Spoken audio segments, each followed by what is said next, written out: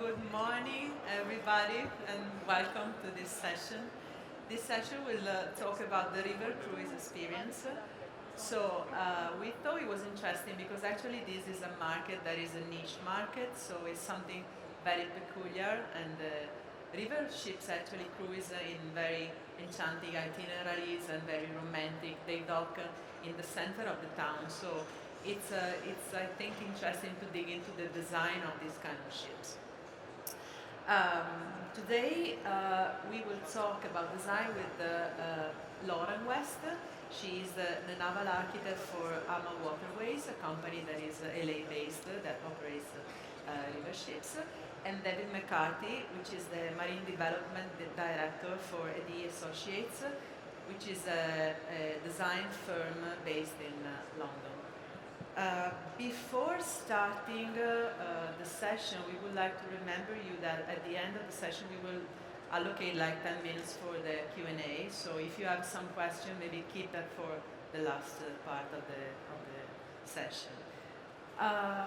So guys, before, let's say, dig into the design, we would like to, let's say, share with the audience the market in general of the river cruise. We thought that this would have been interesting just to figure out how is this kind of, let's say, cruise around the world. So I leave the word to David and Lauren.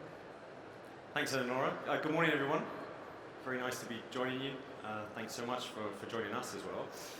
So I'm just about to get a clicker in my hand, and we'll be able to move to the next slide.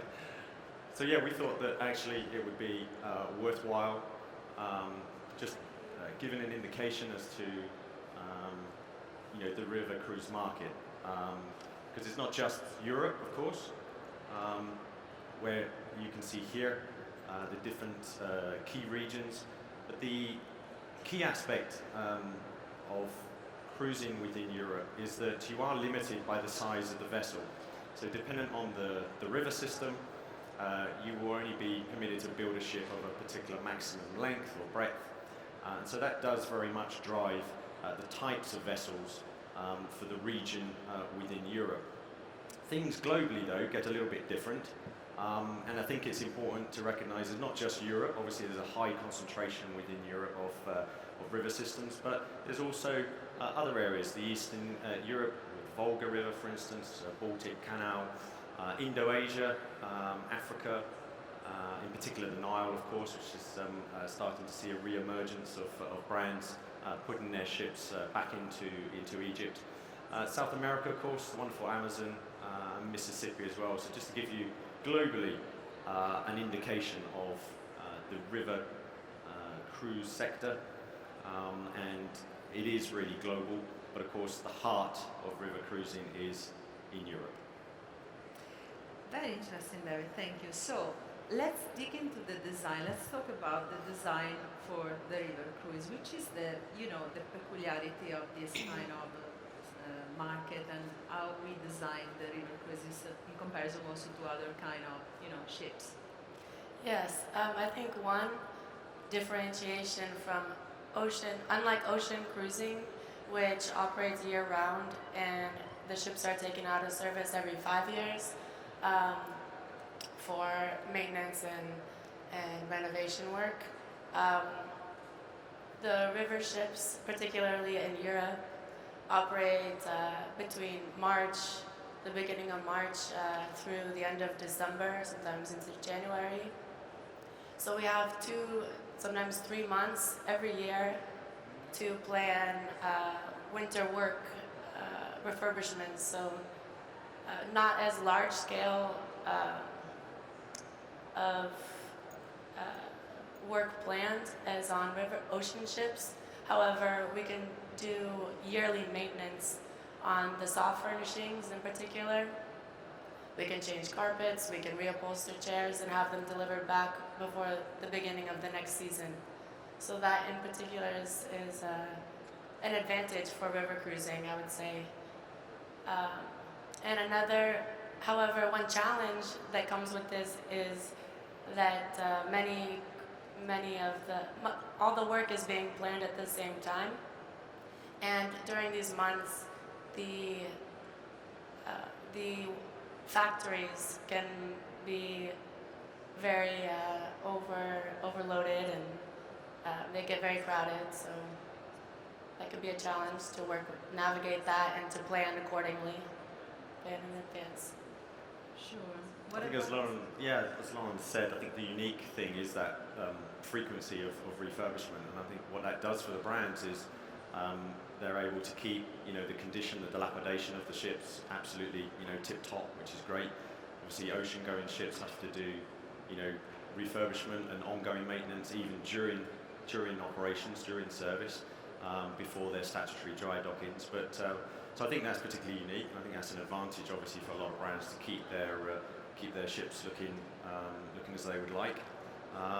And yeah, it offers opportunities for us as design agencies to be able to support the brands, particularly at a time, again, as Lauren has said, where there is this peak. So whilst it's convenient that it comes around, cyclically each year, it is a very, very intense period. So offering, assistance when it comes to that is important.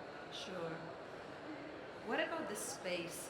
Because actually these ships are very, very tiny. So they are so tiny that you can't even imagine that everything is in, And as owner, as designer, we are really challenged to fit everything in and makes people comfortable and, operate the ships and blah, blah, blah. So let's talk about the spaces. Yeah, I would start with saying that it's with the limited venues we have on board, due to the size of the vessel, it's important that the spaces can be multifunctional. And for example, in the lounge you may have, of course you have entertainment, you have bar service, you have groups meeting, and maybe they want to have a lecture, so you have to have these facilities available. And also, you can offer some dining experience in the lounge, so it has to be very versatile. We also, in AmaWaterways, have a wellness program on board, and so we may offer wellness classes in the lounge, yoga classes, for example, in the lounge space.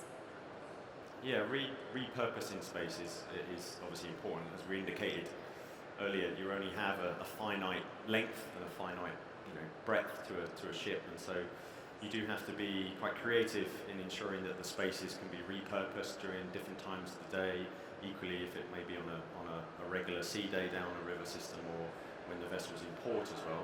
And just to add to one example that Lauren came with there, I know a particular brand that has a pool that then actually has a hydraulic, floor to the bottom of the pool that would raise up the dry area, and then of an evening that would be like a cinema experience. So that's really repurposing a space from daytime, having a pool, and evening having a cinema experience. So I think the other thing that struck me, and coming from a cruise operator background also, and when I first arrived at AD, becoming involved with the river ships, obviously with yourself, Eleonora, and Crystal,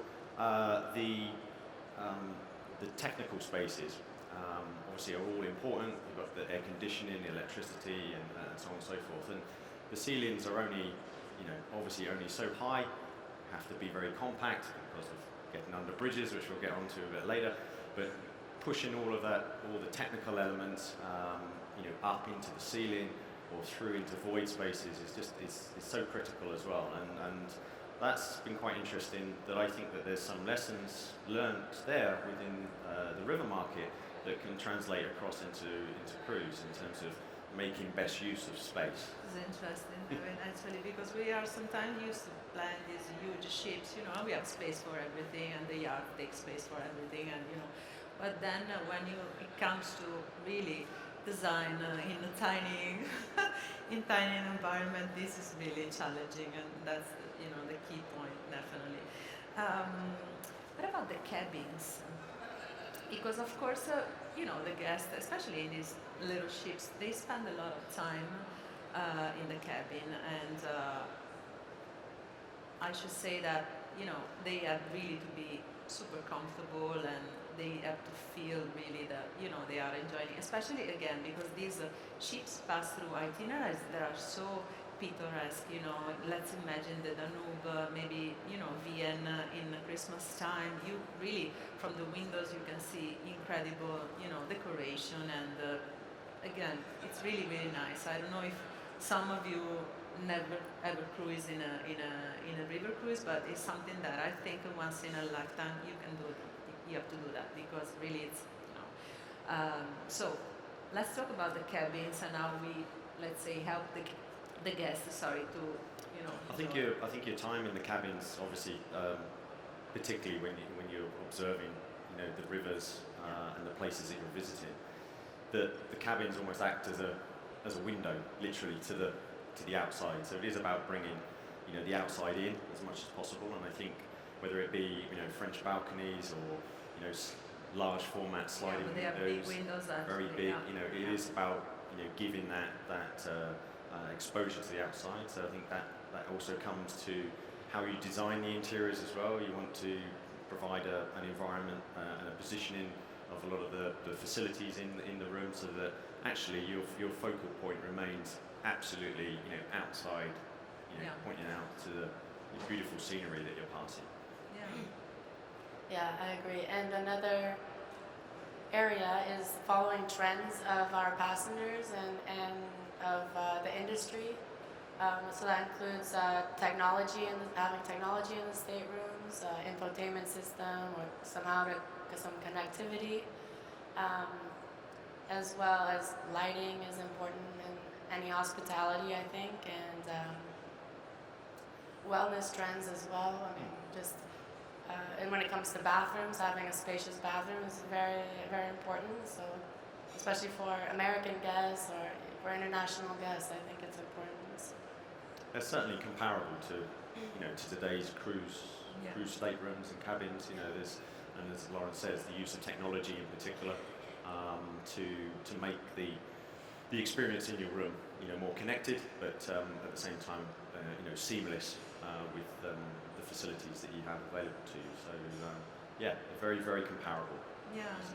And I wanted to mention, maybe it's a little thing, but I was quite impressed when I first saw the river ship cabins because, for example, in Crystal we have these openable windows, and it seems normal for maybe an ocean-going ship, but for the river it's not so, let's say, normal. So having the window that you can slide down and you can really, you are outside.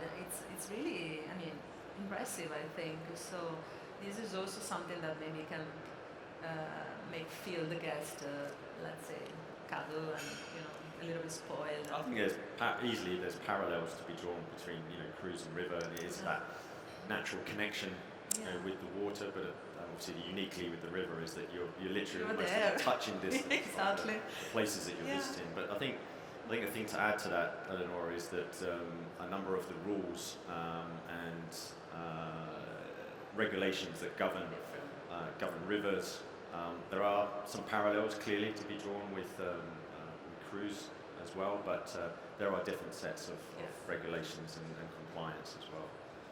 Sometimes maybe they are more accommodating. I'm not sure about that, but accommodating. Let's say that the challenges, of course, in the ocean are different than the challenging in a river. So they are different in a way, but sometimes we can relax a little bit more and just. Yeah, when it comes to materials in particular, we have a little bit more range to. To develop. Certification needed. You mean? Yes, definitely.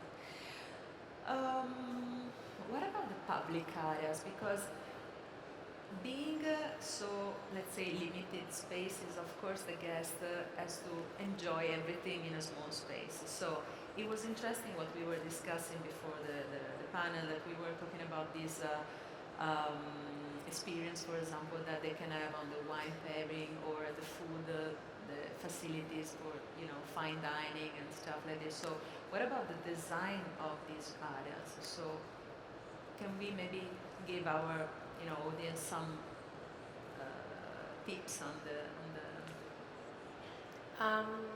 Yes, I think that when you're talking about wine and showing the guests a part of Europe. I mean, the wine culture, the food culture in Europe is part of the destination, part of the experience for the guests. And so presenting that on board is significant. And so for having wine fridges and wine rooms and designing the restaurants to focus on these culinary experiences, and sometimes having more than one dining venue on board in areas that can be used during the day for something different than a particular culinary experience in the evening. So that's. I think that's ever popular, obviously. Everyone likes to eat and drink, particularly good wine from the European regions. But I think for us as a design agency, one of the approaches that we certainly take, obviously working very closely with brands and understanding some of those brand signatures that you might look for on board your ships, but equally take some inspiration from the places that are visited. So I think we've certainly looked at that from a colour perspective and a palette that we might apply to a particular design within a space, and that there's that great provenance. You know, you are so close to places that you're visiting. You're within touch and distance. You know, you're cruising within regions consistently throughout the year, and so it's very convenient. It's also very advantageous to have that provenance with the places that you're visiting. Of course, bearing that in mind when we come to then design and then deliver, you know, spaces that can take advantage of, you know, great culinary experiences, or we also were talking earlier about wellness, and many of the cruise brands, or river brands rather, would have, you know, bicycles on board. So there's, you know, need to store them, of course, but then obviously be able to actually, you know, disembark them, you know, safely, you know, so people can use them in port. I think the unique thing also for rivers is that you don't have large terminal buildings like cruise lines. You might just pull up onto a quay and there's a short, you know, gangway, and not a lot else. So you are immediately connected with the city. I think the other thing that's also unique, and this struck me, and Laura and I were talking about it yesterday, is that in those busier ports you will actually get river ships, you know, side on to one another. So you have multiple ships all moored alongside. You would never imagine that, you know, with large cruise vessels. And you know, ship 4 that's over here that needs to get to the quay, well, they need to find a way through, and that's a unique thing, clearly, for rivers, and something that equally we had to consider very carefully from a design perspective. Yeah, it's amazing because there is this flow. I witnessed that there is this flow of people disembarking from the, you know, the outer ship, and they pass through the other ships. So in a way, it's funny and it's nice because of course they can, you know, see the different ships. You know, they pass by and they have a look and say, look at this, and maybe sometimes Laura, find them gathering around. Where are you going? No, so I haven't heard of any stowaways. But yeah, it's it's a peculiar thing. Okay. Another interesting aspect, I think, is when the ship is cruising. Since it's cruising on rivers, actually, it's the operation and the cruising is very related to the level of the water, and this is something that actually sometimes is challenging because, for example, for Crystal, but also for other companies, we were talking before. Last year, we had some very, very low water. So it affects really the operation. You can say it, you know, you can go. So you have to cancel cruises, and so this is an aspect that, of course, you know, has to be considered when you design, because especially of the bridges, the river has a lot of bridges, of course, and so when the ship is cruising, sometimes, and when the water is high, they need to pass through the bridges, under the bridges, and we need to understand how to deal with this thing.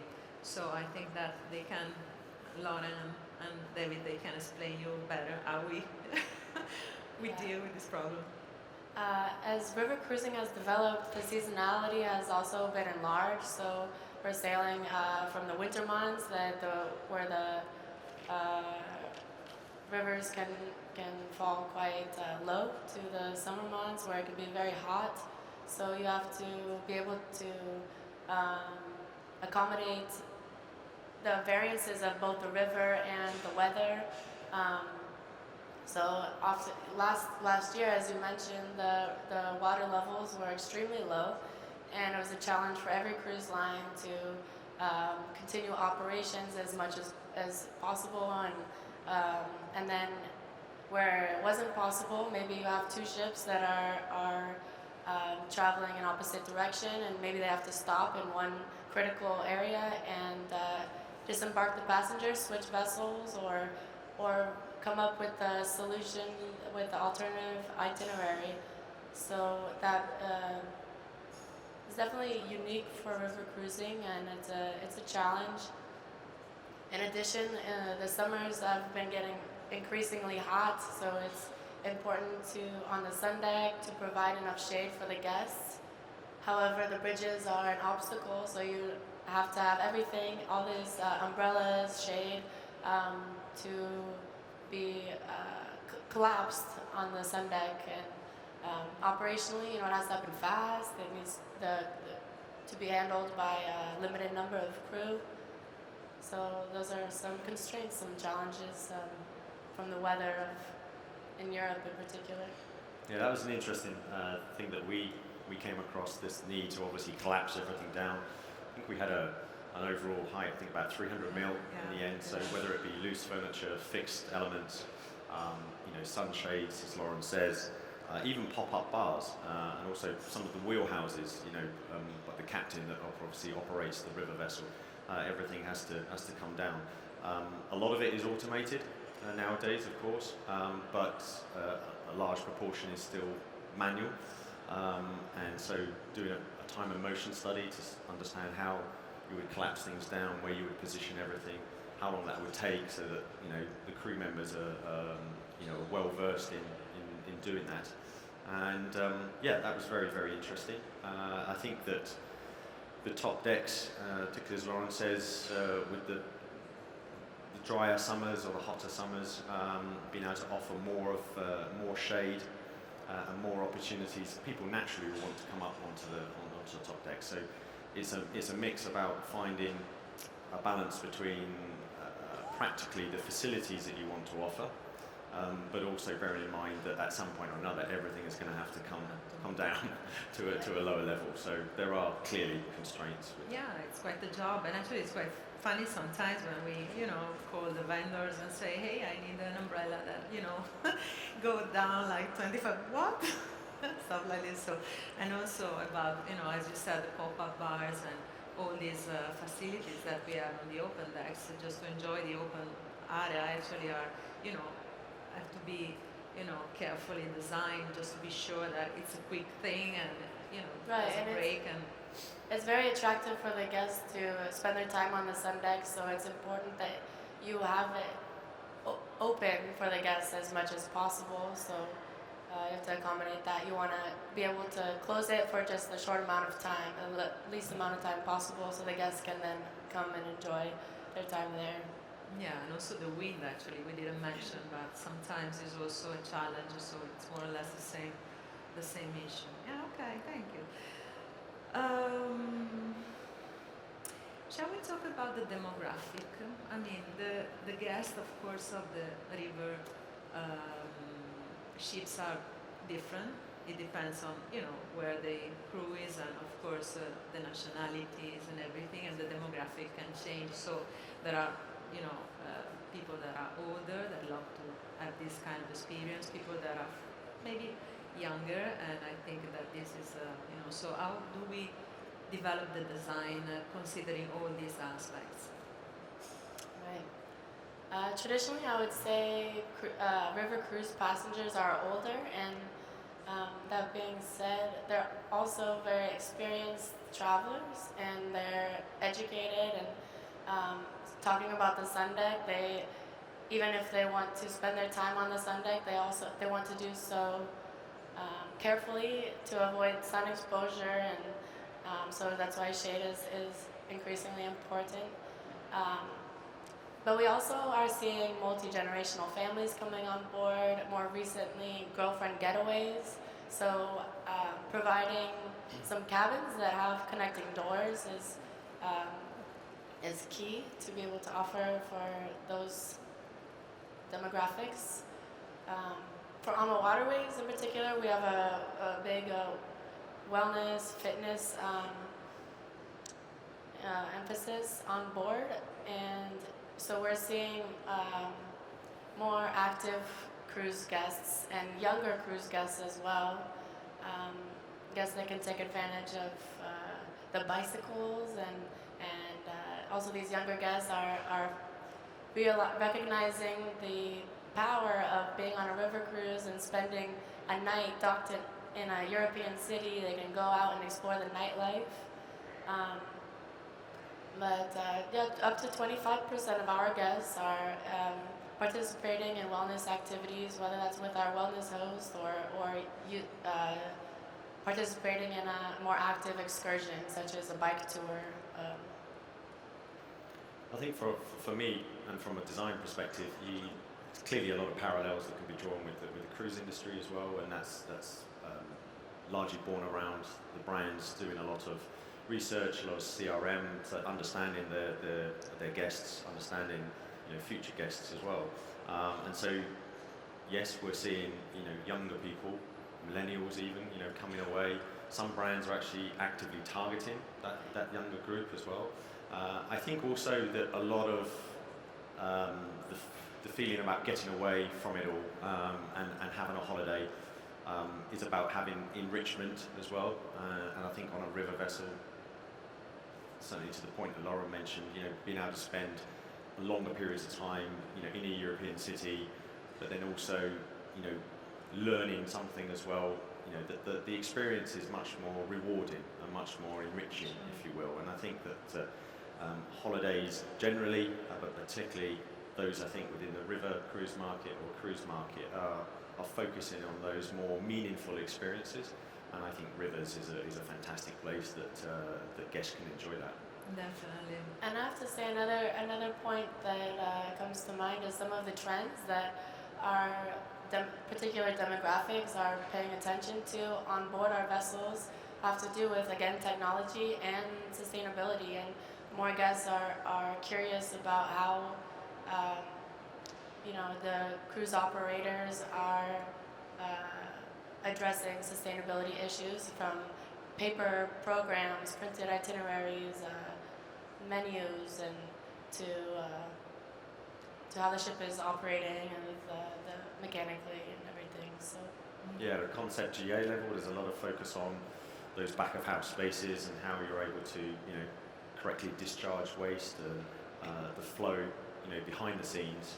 And there are brands now that are looking at battery power, I think, and hybrid power for river vessels. So clearly, it's the environment is a hot topic and should remain so. And I think we are seeing that brands are responding to that. Sure. So of course we need to, we are more challenged because again we need to allocate a lot of stuff in the river ships. And you were talking about the different experiences. I think that sometimes we have also our ships are chartered, and it's a nice thing actually because the ship is doesn't have so many guests, so it's an easy charter. You don't charter a big ship, but it's a tiny ship that can allow groups to enjoy what they are there for. So there are the groups that are there for wellness, there are groups that are there for the cuisine or the food experience, or to play bridge, or whatever you can think about it. So for example, we didn't mention the wellness area in detail, but I think that this is something also that we can mention, because it's being the dimension of the ship reduced, of course, we need to allocate the pool and the sauna and whatever can. So I think that this is a common challenge for all the owners, not only for AmaWaterways or Crystal Cruise. So these are all things that we need, of course, as designer to keep in mind. It's not so easy. Okay, so is there someone that maybe has some questions for us that you are interested in some details more? No? Everything clear? Okay, so You actually, did a great job, Bolognese. Well, Yes. so actually, I have one last question because I'm interested in this thing. Actually, working for Crystal Cruise, we own river cruises, we own ocean vessels, we own yachts and expeditions. So, and even for companies that also own the river ships, I think it's interesting to give a word about the let's say continuity in design. How you maintain the brand image, the brand let's say design through the ships. Yeah, I would start by saying that, as on any cruise ship, I think when a cruise passenger is familiar with a certain brand or a certain experience that they've had, they come to expect key things from when they walk on board a similar or a sister ship or a ship from the same cruise operator. So for AmaWaterways, for example, we have a chef's table restaurant in the aft of our ship, and this is a unique culinary experience, tasting menu with wine pairings, and it's a really nice experience, as well as offering a wellness host on each of our ships. So these are unique benefits that our guests come to expect, and I think this is, you know, whatever it is for that brand, it should be carried out to the ships. And we are exclusively, AmaWaterways is exclusively a river cruise company, only operating in the rivers. But this past year we did launch a vessel that's twice the width, twice the size of a traditional river cruise ship. So we have many added amenities. We have 4 restaurants and 5 bars, an expansive wellness area. So there are a lot of new facilities on board. However, we do still have our chef's table restaurant and our wellness host, and we just expand on those key parts of our brand identity. I think to add to Lauren's point, I think you're indicating these sort of brand signatures, as Right. I would call them, and we were obviously very proud, very lucky to have been involved with Crystal's entry into the river cruise market. And so we, distilling the brand down from an ocean-going vessel into rivers. Naturally, you've got less space, but some of those brand signatures do come in, they do roll across. And obviously the guests want to feel that familiarity, that the brand, that they might be on a completely different platform, but it's consistent with the brand, and that's obviously working closely with people like yourselves and the wider team to understand how we translate that with regards to materials, the environment itself, so that you give it its uniqueness, of course, but there are those familiarities that underpin the brand values and the brand positioning, and so it's still uniquely Crystal. It just happens to be river. Definitely. Yes, it's not only a matter of, let's say, find the design trend in terms of, colors, material, and look, and, but it's also especially a matter of, creating an experience that go through and people can feel that, for us it's Crystal, for you it's AmaWaterways and other companies. Of course, we say, well, I'm in this kind of ship because, I just disembarked from the other one, which is an ocean, but I have the same feeling. I feel welcomed or spoiled or whatever it can be the brand. Right. And also our ships, I would say we have a lot of sister ships and they're practically identical ships. However, over the years our ships are also an evolution of each other. But one way to differentiate these sister ships is we use similar materials, as you say, similar furniture, and but the color palettes are very different. Well, for AmaWaterways, we're a contemporary, very European style ship brand. So every ship kind of has its own color scheme, and then it makes it a unique ship in the fleet. Yeah, for sure. You take inspiration, I think, from the river system that you're that you're cruising within. So, and that seems to resonate, very very nicely with the interiors, and we certainly took inspiration with the destinations that the vessels were traveling in for our designs. Okay, so thank you very much. Yes, yes, yes. Do we have a mic? Yeah. Do we have a someone with microphone, maybe? Yeah. Yes, thank you. I'm Oscar Udets. I'm from Barcelona. I have a question. You were mentioning, David, about hybrid power or electrical power river cruises. I don't know if you can get a bit more precise which, if there is any example already, which kind of engines are they using, if they are loading, charging the batteries when they are in the harbor. Shore power, I suspect, is probably used. In fairness, I'm not well versed in that in this particular field. I just know topically that that hybrid power and battery power is something that if brands are not already looking at it, then certainly there's actively, I think, discussions about that. I mean, maybe AmaWaterways, which was launched this year as the double size river ship. It was actually launched as a hybrid vessel. Okay. So that's, I think, one of the first, or if not the first, hybrid vessel sailing the rivers in Europe. So that's kind of a benchmark, but it is developing and it's just beginning to take place. And when it comes to shore power, there are, I think many ports have shore power connections. However, it's still needing to be developed so that ships can connect. And I mean, more and more ports need to offer this and to develop these facilities for the ships to be able to utilize that. Thank you. Yes. Anyway. There is, yeah, question.